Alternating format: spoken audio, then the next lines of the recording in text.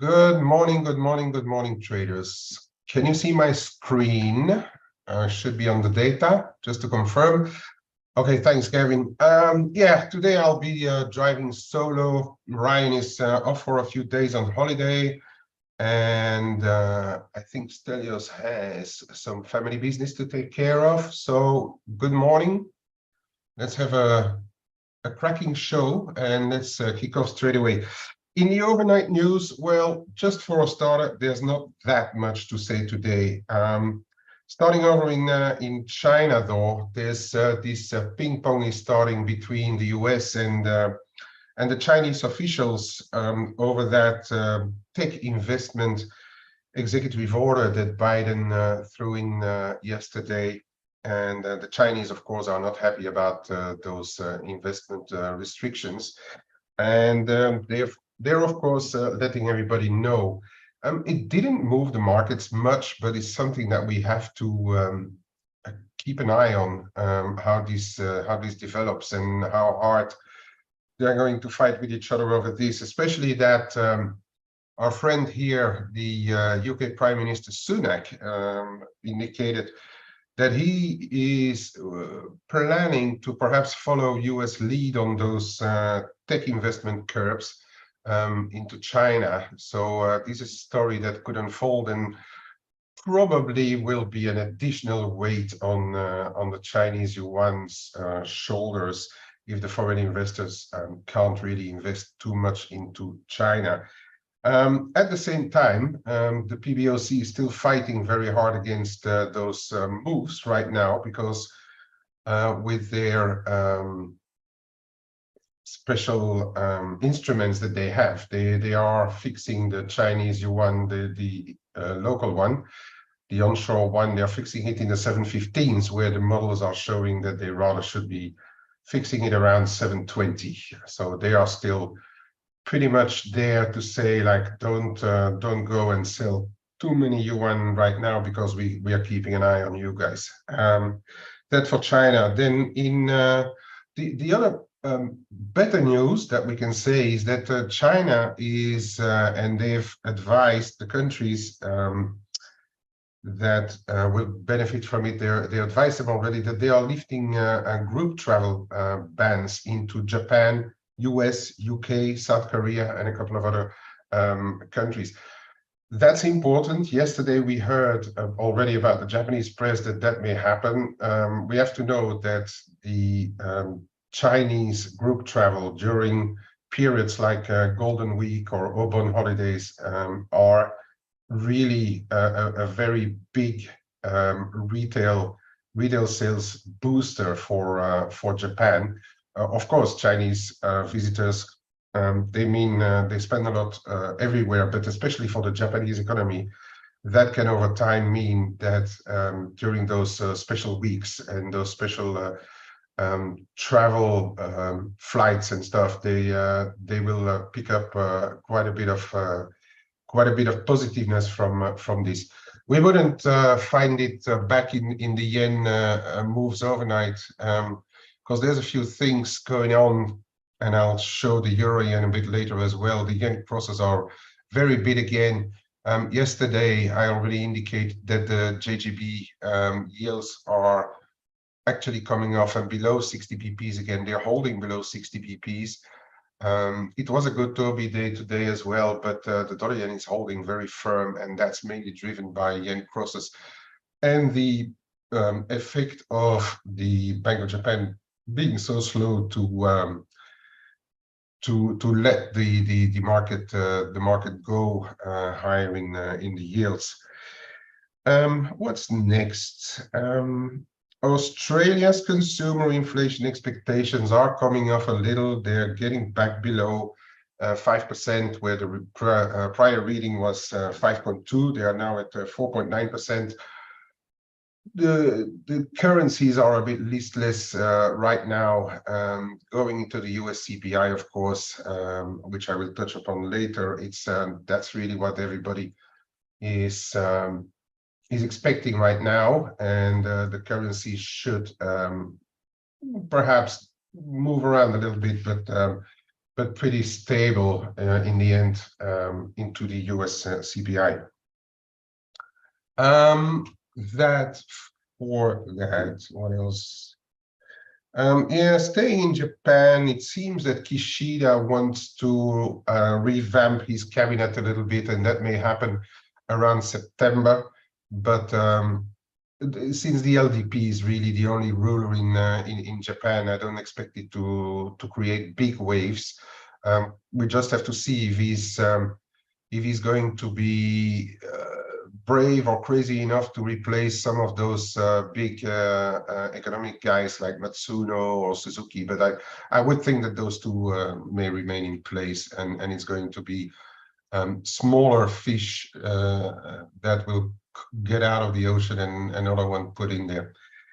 Right, and I think that is about what I have on the overnight news. There was this Reuters poll out yesterday, and then Bloomberg picked up on it again a bit later, saying that strategists and on the sell side, so that is banks and other providers, strategists are starting to look at the 10-year yield coming down. They think that we may have seen the peak, and that would actually give Stelios a lot of credit, because he thinks that we have peaked as well in rates and we are going to go gradually lower.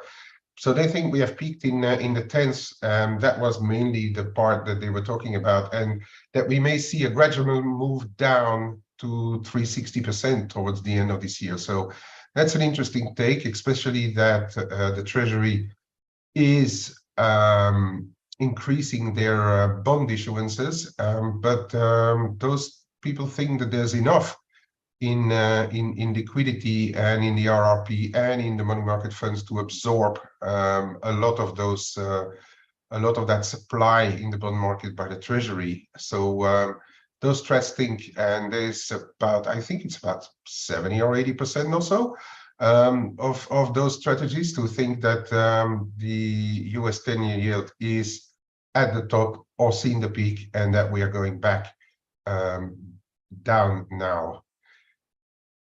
Over to a bit of data that we had, and we need to mention, of course, the oils that came out yesterday. We had a bigger build than expected. That was in line with the API showed before, but it didn't have any impact on oil at all. We'll have a look at oil because it's really breaking out of the range, and it seems that Saudi Arabia and their OPEC buddies have succeeded in cutting supply enough for the market to go a little bit in panic mode and take oils higher. We'll have a look at that. For the rest, there was not much out. A bit of Canadian building permits better than expected, where the Canadian dollar is only half benefiting from those kind of things. We have the combination of this Mexican CPI and tonight Banxico. CPI is trickling lower, that higher on the month than past month, but not really anywhere alarming, because the year-on-year numbers are still coming off. You know, we're 0.3% below the last month's read. So tonight Banxico up. I'll have a look at the mix. Overnight, a few numbers. Yeah, PPI is slowing down in Japan, but it's all like very, very slow going. We know that PPI is more volatile than the CPI could be. It is coming off, so that is going in the way of what Ueda is thinking, that CPI is coming off in the second half of their fiscal year. So he seems to be on the right side of things, and it also probably weighed on the yen overnight. Further down, we've had here you see those Aussie inflation expectations. We had a bit of Swedish data, nothing much to write home about, although the data in Sweden continues to be weak. I haven't been trading the stock for a long while, but it is, if not alarming, at least a bit worrisome for the Riksbank, and they've already indicated that. So we'll maybe start to have a look at the stocky, because it's not behaving too well right now. Norwegian krona CPI coming off, and the result is that Euro NOK especially is a bit higher, rose about 0.5%, despite higher oil and gas. The Euro NOK rose about 0.5%, which keeps the dollar NOK rather in a range right now. But if this is confirmed, because they're coming off from lofty levels as well, if this is confirmed, it could keep the Norwegian kroner in check. Final July readings for the Italian CPI, just a tick lower. Still, I would say a bit stubborn over here. I don't think there's going to change anything for what's happening in Europe and what the ECB is thinking. Speaking about the ECB, the economic bulletin came out pretty much as we heard over the past, the latest ECB meeting. They see risks, downside risks to the short-term economic outlook, but at the same time continue the fight against inflation. So that's pretty much what we heard from Lagarde on the last ECB meeting. And that is about it. So looking ahead, we still have a bit of CPI data coming out. But then the main one, of course, is going to be here, the US CPI readings today. Just give me a sec. Right, those CPI readings. So we're expecting a little bit of a bounce on the month-on-month here, from 3 to 3.3%, with a 0.2% reading on the month-on-month. But the core, well, here it says it's expected to hold, but most of the expectations are it to come off 0.1% to 4.7. So we could be in a situation where the headline picks up a little bit, but the core continues to come off. We all know that the core and then the PCE are the main ones that the Fed is watching. So get this little tick up here from 3 to 3.3%. I would not expect it to have a major impact on the dollar today. If the core remains sticky, that could send the yields perhaps a little bit higher again. But if we come in as expected, I may think that we don't deviate too much from what we have seen in the past sessions, and that is pretty much the dollar being strong versus some, but then the euro being like a bit of a copy paste of the dollar. I'm going to look at the currencies because there's a few interesting developments going on there. And then later today, as I already said, we have the Banxico decision. Now, they've already indicated on the last meeting that they were not looking to go much further in the interest rates hikes, that they would be happy with a pause, even if the Fed would increase their own. So the market is firmly expecting a pause here. But if they have seen those CPI numbers come out, and they are happy with those, where are they here? They are happy with those numbers getting in on the headline back below 5%, and the core slowing down as well. There is this outright chance that they may actually cut a quarter or so, just to show the market that they are proactive, and that may initially scare the carry traders a little bit and put some pressure on the mix if they would do. I'm not saying they will do. The base case is for them to hold their interest rates still, but there is this chance or risk, depending how you call it, whatever your position is in the Mexico, if you have one, that they may show something to the market and cut 0.25%. Don't forget that Banco do Brasil lowered its interest rates. They are not really in the exact same position as the Mexico lads, because Mexico, as we know, has much more interest by the investors, being also the US manufacturer.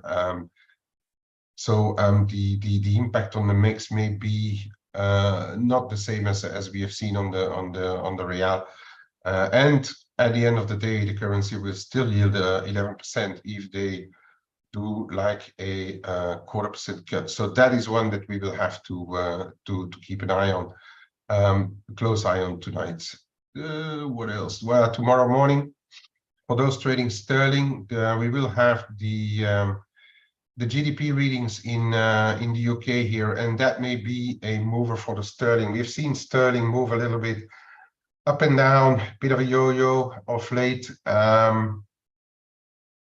and the market is, I think, looking for reasons to sell sterling again. As you know, I've been pretty positive sterling for quite a while, but it looks as if this week is one where the investors are really waiting, perhaps for this one. The industrial production is also coming out, for this one to show. And they are either in the waiting chamber to take sterling up a notch again if those GDP numbers beat. But if we really get those flat readings, I'm starting to change. I will change my opinion on sterling, perhaps, if those numbers come out weaker. Alrighty, let's look at some charts, shall we? If you guys have any questions at all, just put them in our chat box. Something that you want me to look at. Where is my? There. We're going to look at a few prices. If you want to look at something in particular, just put it in there. Okay. I'm going to cover the majors, and then we'll see where we are. Right, euro dollar broken above this small intraday, well, small trend line. Yesterday on F.A.C.E, you know, I told you it looks as if the low 109s is going to be a tough nut to crack. It proved to be the case, and we are back above 110 in the euro dollar, and relatively comfortably so, I would say, running into that US CPI. I'm still off. My base idea is still for euro dollar to be in some kind of range where the euro and the dollar tend to run together in some way. But and I also think a part of this is, yeah, one is people squaring up positions. You know, those good few people were short euro dollar. Perhaps they've been they've taken some back of it, and other people actually in our room successfully bought those bottoms and have taken some decent profit on the way back up. So that's how you trade ranges, and I expect the broader range to remain intact unless we have big deviations of those US CPI data. But, and I will show a couple of them, if you look at euro crosses, my main idea is that if we get a beat of CPI and we get a quick move back down to those mid to low 109s, I would say that they would still have a chance to hold again, you know, and just looking at the price action of what happened and looking at the euro crosses.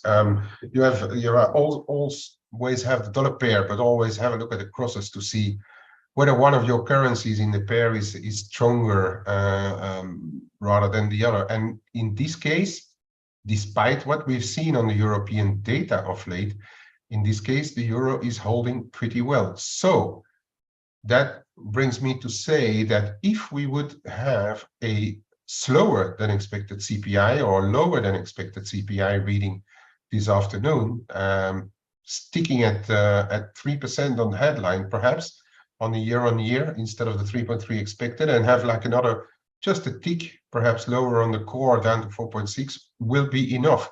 I think will be enough for us to at least retest the 110.5. But I think the risk for now, the risk is there that this ticks higher.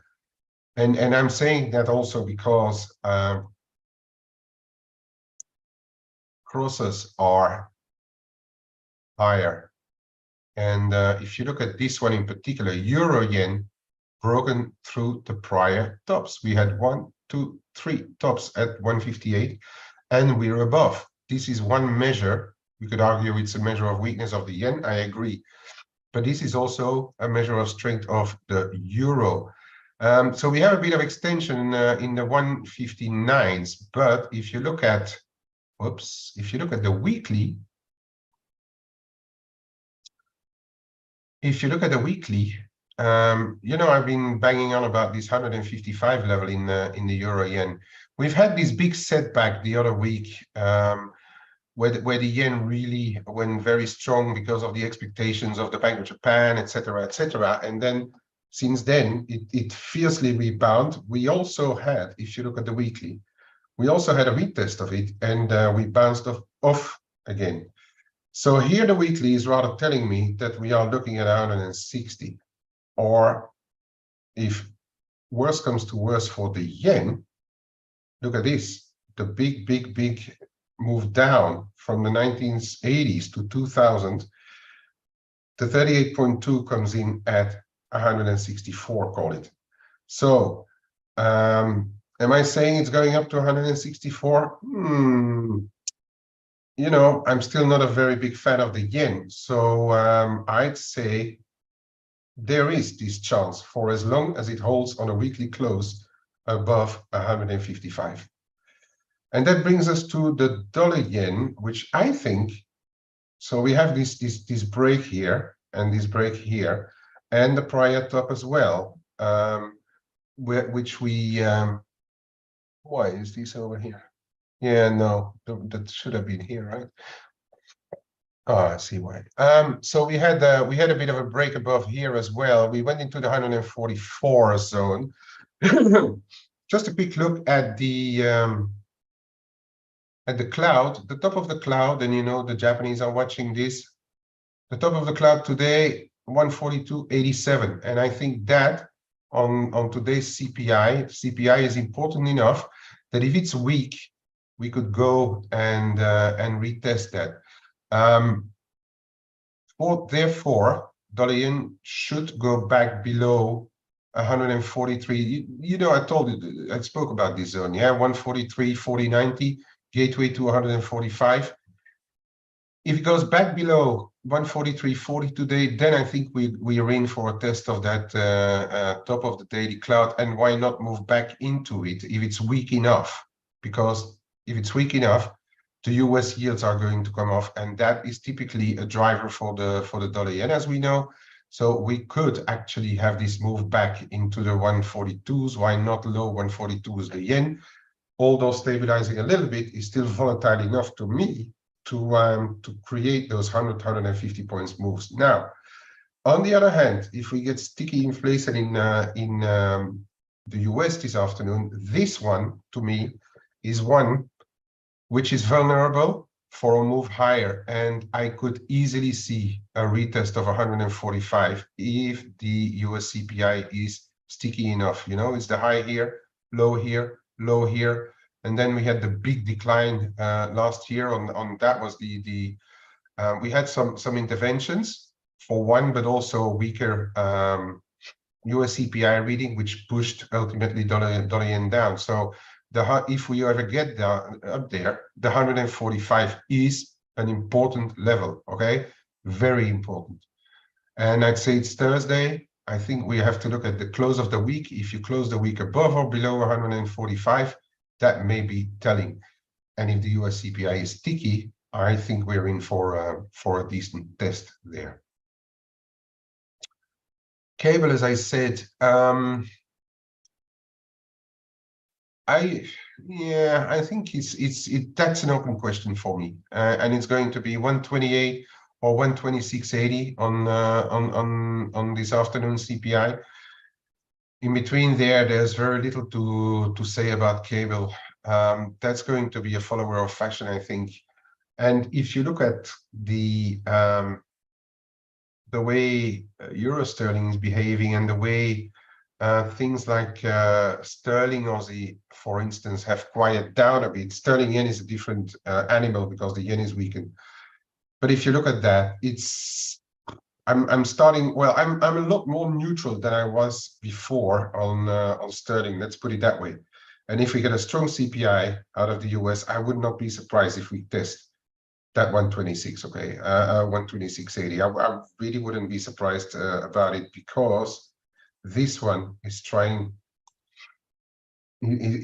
to bounce, right? We had this bounce, we had this bounce early July. Okay, we had a lesser bounce here, but we put in a higher low, put in a higher low. This thing, I think we could go for a test of this 86.60, perhaps 86.80 in the not too distant future, if the euro keeps the bid that it has right now.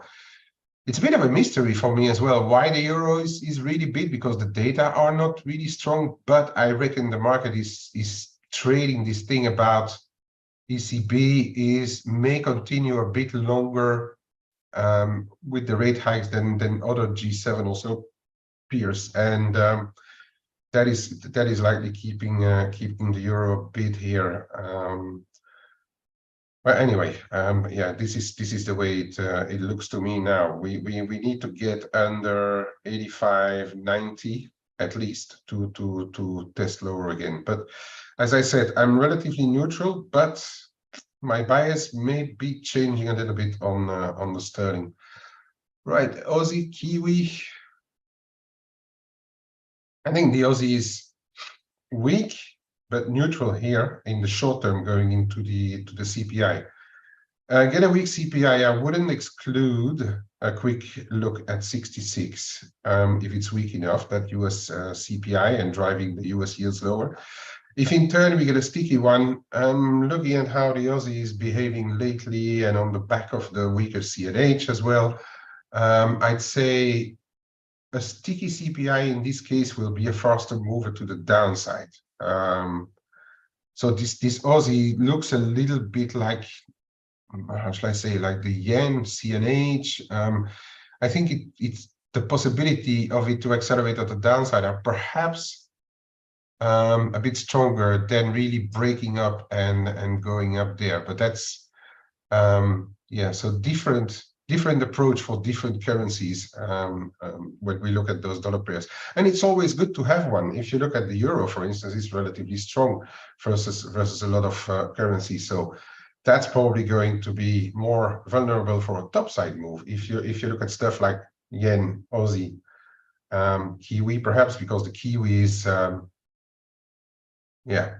Kiwi is now a proxy really again of the Aussie, because Aussie Kiwi is turning around 108 without moving too much. Those are kind of currencies that may perhaps be more vulnerable to the downside still, seeing the latest price action. So for the Kiwi, I'd be looking at this. I don't see much before 61.35.50. But that's going to be a tough nut to crack again on the top side. If it goes, then it's really that the US CPIs are very weak, and the dollar is really getting a knock on the head in a big fashion. But get a sticky one. That may again put pressure on this 60 and 59.85. If it would go below, then there's a bit of room down to 59, 58, 60s. So this one could be a mover as well. And why am I saying this? Is because there is less liquidity in the Kiwi than there is in, for instance, even the Aussie dollar. There's more liquidity in the Aussie dollar than in the Kiwi, and especially in stuff like euro dollar, for instance. There's less liquidity in those pairs. So the scope for a bigger move is higher here too. Yeah, I'll have a look at sterling Aussie, euro Aussie. Okay, So this dollar CAD I wanted to show quickly. Yeah. So we tested 135, and then finally the market started to take notice of what's going on in oil. It's really defied the laws of gravity, this dollar CAD. The market was very negative CAD for a good while. We had the setback from 135.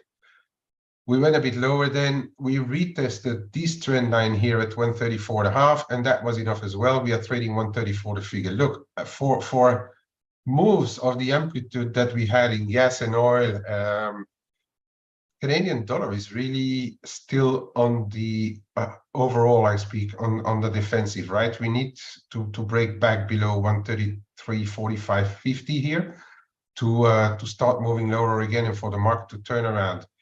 If after this afternoon's numbers we are holding 33.75, 33.45, I don't know, that area perhaps, then there's probably scope for a retest. If you fly again through 134.5, then I think there's a fair chance that we are going for this traffic zone here, 135.15.65. That is one where I think if ever dollar CAD makes it up there, that's decision time, because there's, you see the traffic, right? Up, high lows, high lows, high lows, bounce levels, break levels. So this area here is going to be important for me. That for that, right? Let's look at some of the crosses that you think. Sterling Aussie, well, I'm out. Oops, no, that's S&P. Well, just a quick one on this S&P, because it's going to be a mover this afternoon too, right? I think your levels are pretty clear. It's 45, 50, 60, 44, 50, 60, 45, 40, 45 top side. Break outside of that, I think then we accelerate. Either side, you know, either side. For as long as we're in the range, ping pong, and trade the range. Sometimes trading ranges can make more money than trying to trade breaks. Yeah, Sterling Aussie, we have overshot that wedge trend line, but failed, and we are turning around this level here, 194.70, but the main level here will be now closest to home is 194. If we start to go back below 94, then the picture may change a little bit. If we start to go back below 93.30.40, then I think that puts risk to the overall party, and we could see a move back down to low 190s. For as long as 190s doesn't break, I think the overall picture still remains the same. The longer term picture remains the same, but we have to pay attention to where we are close of the week again. I think if we start to tackle those levels again, then I think we're on our way to 197s, which is the longer term trend line coming in there. But overall, not much changed. Shorter term, a little bit of caution, I would say, for this Sterling Aussie, and that's where I am at least for now as well. Okay, you were saying about the Euro Aussie, right? Yeah, Euro Aussie as well. Huh? We're breaking above those prior highs here. We're still firmly on an up move. This could be 170. Why not? I mean, if we break again above 168.25, we are rejecting it a little bit right now, as the market is cutting back on positions before the US CPI. But if we get a close above 167.90, 168.25 tonight, 170, right, is probably going to be your target. If we start to fail again, then in turn we could be in for a deeper decline. So I would say 167.90, 168.25, above or below, is likely going to be decisive for the next move up or down in the Euro Aussie. I don't have anything in there, Horatio, but I'm just looking at this level. It's interesting enough to keep an eye on, right? What do I see? Do I see anything in the longer term? Yeah, the longer term as well, you know, it's 170.5, and that's relatively where the target of this move could be. So that for the more medium term, and in the shorter term, I would say same thing as the sterling Aussie. Pay attention to where the close will be. All right. Okay, we need to have a look at oil, right? We need to have a look at oil, and it's broken up. It's broken up in some style as well. We're trading 84.25. Next level to me is somewhere around 86.5 to 88. Seen some decent traffic up there as well. But for as long as we hold 83, 83.5, this is undeniably looking like it wants to go higher now. We've seen in the past some of those moves, yeah. We've had those gaps here. Remember, that was like people cutting supply as well, and a bit of surprise moves there. And we have seen this peter out and move back down afterwards. I'd say if you start to go below 82.5, then we'll probably be in a similar move as we had here and come back down. But for as long as we are not below this level again, I'm not going to fight it. Do I think oil can go a lot higher? Perhaps. It also depends on the dollar, you know. If the dollar starts to go materially lower versus other instruments, it could. It's an open question. I'm just going to monitor this as it is right there. We had the break. For as long as the break is alive, it can go higher. Why not back into the 90s? But do I see a real supply shock? I'm not so sure, unless China manages to reopen in a big way. Then probably all your commodities and energy will shoot up. Okay, but that's still far from certain. Yeah, gold and silver are not looking great, I must say. They are not looking great. I think we're turning around here, that support line, but breaking under 22.25 is not a good sign. Is not a good sign for me. So we are going to need lower yields and a lower CPI print this afternoon for the metals to start to rebound. But if not, and this is looking like 1890, 1900 being well possible for gold, especially if we get a stubborn one. This could actually, yeah, why not have a look lower? Look at the what is there? 200 DMA is also around 1900. So the market is going to scrutinize this, right? If we come for the close of the day. So the close of the day is going to be important. Silver is equally looking a bit ish. It's still trading around here. So one could argue that if the CPI is weak enough, we could see a bounce, but I wouldn't bet my house on it that this is really going to fly. You know, we need to get above 30, 23, 30, 35 to take off again. And you know, I think the mix, of course, Banxico tonight. Banxico 17, 23, 25. That's your nearest range on the mix. And then we have this we're still long term, we're still very bearish, okay, long term, but that doesn't mean that there can be spikes. So on a stronger CPI, more dovish Banxico, this could retest, and why not retest the 1740? It's an emerging market currency. That thing can move 2-3% in a day. We have seen that before easily. This is your big break level. If that breaks, then perhaps there is a medium-term case for it to go retest 18. Okay, that is if we break 1740.45. That is your close that you want to monitor very very sharp. 17 is your first handle on the downside.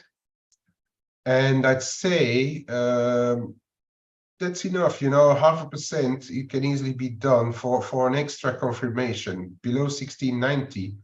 I think then that would require a CPI which is holding pretty much still, or even showing us a price decline versus expectations, and a Banxico that keeps the rates unchanged and says like, no, we are going to stick here for a good while. We are not planning to cut any rates. Then I think there's a case for this to go and revisit the prior lows in the 60s. Okay, the crosses will trade exactly the same, but we have to note that the euro is a bit stronger.